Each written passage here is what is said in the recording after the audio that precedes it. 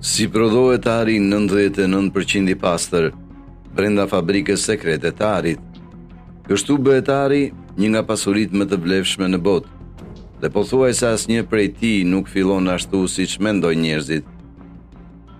Përpara se tregohet, të grumbullohet ose të zhndrohet në moneda, ai duhet të mbijetojë një udhëtimi në përferin industrial, makineri coptimi, banjo cianuri, metal të shkrirë dhe elektrolizë.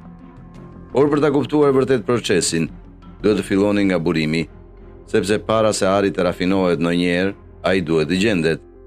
Dhe duhet të jetë mjaft i rrallë, apo jo? Sipas shërbimit gjeologjik të SHBA-s, i gjithë ari në botë i nxjerrë që nga agimi i historisë regjistruar, është aq i vogël sa të futet në një kub avërsisht 22 metra, 72 këmbë në secilën anë. Por për ta kuptuar arin, së pari duhet të dini se ku fillon. Ej, duhet jem shumë i sinqert me ty. Ky kanal ka lindur nga pasioni dhe dashuria, por nuk do t'i ishte i njëjtë pa ju, pa ty që po më shikon tani. Sot kam nevojë për mbështetjen tënde. Duke bërë antar i kanalit, nuk po ndihmon vetëm mua, po bëhesh pjesë e këtij udhëtimi, pjesë e çdo video, çdo ide dhe çdo moment që do të vijë. Çdo mbështetje, sado e vogël, më jep forcën të vazhdoj, të krijoj më shumë dhe të sjell diçka që do të prek zemrën tënde dhe të komunitetit. Kliko, bëu antar, sot, dhe le të ecim së bashku në këtë kapitull të ri. Faleminderit që je pjesë e këtij kanali, nga zemra ime për ty. Pikërisht, këtu në minjerë.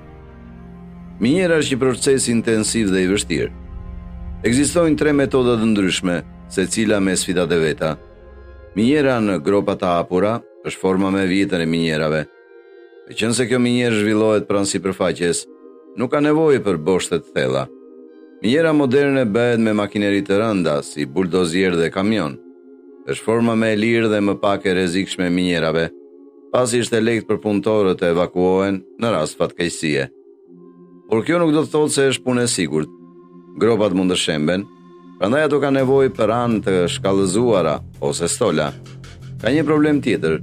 Siç mund ta shihni, këto gropa zën shumë hapësirë dhe mund të prishin në rënd ekosistemin dhe komunitetet lokale. Gjithashtu, shumica e burimeve sipërfaqësore janë përdorur deri tani, që do të thotë se minjerat zakonisht duhet të shkojnë më thellë. Këtu hyn në lojë minjerat nëntoksore. Minjerat nëntoksore zakonisht duken kështu, dhe vetëm shikimi i tyre mund t'ju bëjë nervoz. Për fat të mirë, puna është më automatizuar se më parë, më shumë për këtë së shpejti. Minjerat nëntoksore kalojnë nëpër 2 faza kryesore. Së pari është zhvillimi, i cili largon shkëmbinjt dhe përbërës të tjerë ndërhyrës që nuk kanë asnjë vlerë. Kur kjo të përfundojë, minatorët mund të vazhdojnë me minjerat e prodhimit, ku burimi i synuar, ari, në këtë rast, nxirret nga shkëmbi. Para se të merret ndonjë burim, duhet të përdoret një ekzaminim i shtresës së qymyrit ose i trupit të xehes për të përcaktuar vendodhjen e saktë të depozitimit. Minjera është e shtrenjtë dhe kjo kursen punë të panevojshme. Plus, ndihmon në parandalimin e shembjeve. Merren masa të tjera për të siguruar minjerat nëntoksore. Idheni një sy kësaj. Këto janë tuba që fryjnë plur gëlqeror të grimcuar në muret e minjerës. Ato quhen plurosës shkëmbinjsh dhe muret me plur nuk marrin flak aq lehtë.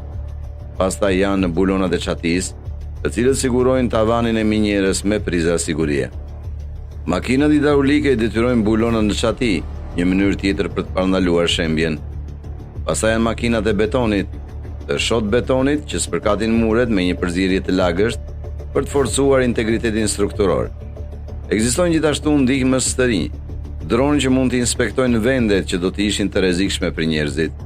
Kamionët, shpimet dhe ekskavatorët që po shihni kontrollohen gjithashtu nga distanca për t'i bërë gjërat më të sigurta. Një minjerë tipik e ari do të zgjas nga 10 deri në 30 vjet. Gjatë atyre viteve, procesi gjatë dhe i mundimshëm i nxjerrjes zakonisht do të transformojë shkëmbin dhe xeherorin në një aliazh metalik që është midis 60 dhe 90% i pastër. Por kjo nuk është ende mjaftueshëm mirë. Shufrat e arit që po shihni në monedhën e SHBA-s nuk kanë ardhur të freskëta nga minjerat. Pra, çfarë vjen më pas?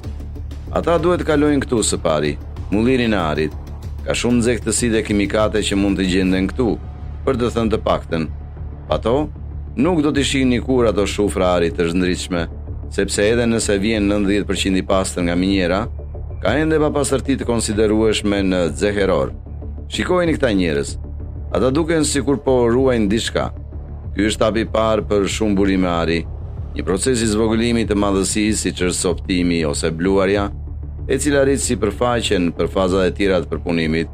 Gjithashtu ndihmon në ndarjen më tej të arit nga materiali me të cilin është grumbulluar. Pas kësaj, ka disa mënyra për të vepruar. Një gjë që mund të provoni nëse po rafinoni ar është cianidi. Këtu, uji i mbushur me cianid spërkatet mbi grumbujt të xeherorit të grimcuar. Si alternativë, xeherori mund të vendoset në tanke që përmbajnë tretësirën e cianurit. Ky kimikat e tret arin nga papastërtitë, por është një praktikë e diskutueshme. Cianidi është një kimikat shumë toksik dhe ka pasur derdhje aksidentale. Miliarda gallon ujë të kontaminuar me cianur janë lëshuar në mjedis që nga vitet 1970, gjë që mund ta keni amensuar nga këto lloj fotografish.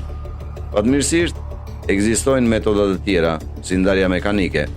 Kjo metodë përdor gravitetin, lëngun ose forcat centrifugale. Për shembull, shikoni rrotullimin e centrifugës. Xeherori në fushën e forcës centrifugale përbëhet nga grimca me dëndësi të ndryshme, që do të thotë se ato lëvizin ndryshe nën këtë forcë. Rrotullojeni mjaftueshëm herë dhe ato do të ndahen natyrshëm nga njëra tjetra. Meqense ari ka një dëndësi shumë më të lartë se mineralet më të zakonshme, me të cilat është i grumbulluar, është më e lehtë të rikuperohet. Por kjo ende nuk është e mjaftueshme për të krijuar ato shufra ari që mund të dëshironi të blini si mbrojtje kundër inflacionit. Ekziston një hap tjetër rafinimi që është i nevojshëm për pastërti pothuajse të plotë. Këto shufra ari të bukura janë mbi 99% të pastra dhe të paktën disa prej tyre dikur ishin të elektrizuara. Kur mendoni për elektrolizën, zakonisht mendoni për një metodë për të hequr përgjithmonë ato qime të padëshiruara në trupin tuaj. Por është po aq e mirë në prodhimin e arit që dëshironi në të vërtetë. Procesi Miller përdor gaz klor për të kaluar në arin e shkrirë. Tamam kështu. Gazi shkakton një reakcion kimik që ndan papastërtitë e mbetura, të cilat precipitojnë në sipërfaqe në formën e klorureve dhe më pas hiqen. Trajtimi zgjat rreth 90 minuta. Është më i lirë se procesi Whirlwill dhe prap ju jep parë të gradës së investimit me pastërti 99.5% deri në 99.8%. Por ky ende nuk është fundi i udhëtimit. Do të nxehet këtu për herë të dytë. Nëse ari juaj ka kaluar nëpër procesin Miller, ndoshta keni parë filma ku çeliku i shkrirë derdhet në kallëpe për të bërë shpata. E njëjta gjë është edhe me arin. Këta dihen po derdhin arë në shufra. Ata duhet jenë të kujdesshëm dhe të veshin veshje mbrojtëse. Materiali i shkrirë është jashtëzakonisht i nxehtë. Ari duhet jetë 1947 gradë Fahrenheit ose 1064 gradë Celsius për të qenë në gjendje të lëngshme. Këta punëtor duhet ta derdhin ngadalë. Edhe kur mbarojnë, duhet ta trajtojnë materialin me respekt dhe ta lëvizin atë me lopata dhe pinca të mëdha. Gjë që, siç mund ta shihni, nuk është gjithmonë e lehtë. Ata kanë ende shumë për të bërë. Çdo shufër ari duhet inspektohet për pastërti. Kjo është arsyeja pse një mostër tubi vakumi merret nga secila shufër për testime laboratorike.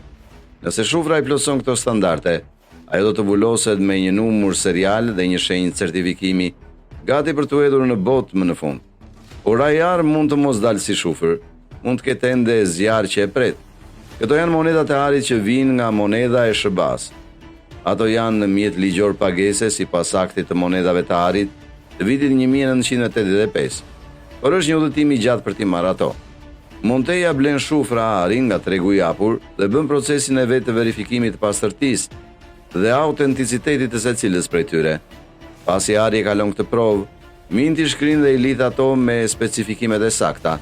91.67% ar, 3% argjend dhe 5.33% bakër. Ari ka një peshë të qëndrueshme prej 22 karatësh. Pasi peshohen, monedat formohen në boshllëqe, disje bosh gati për modelet e tyre përfundimtare. Pastaj ato kalojnë nëpër të njëjtin proces shtypje që pat në videon tonë të mëparshme, rreth mënyrës se si shtypen parat. Sapo puna të përfundoi, ato janë gati për të dërguar te tregtarët e autorizuar. Por mund të pyesni veten, pse të futemi në gjitha këto telashe në radhë të parë? A është teknologjia gati të prish arin siç ka bërë me shumë gjëra të tjera? Ari është lavdëruar që nga kohrat e lashta për bukurinë e tij dhe ende shihet si një burim i mirë vlere, veçanërisht si një bast kundër llojit të inflacionit me cilin të gjithë kemi pasur të bëjmë.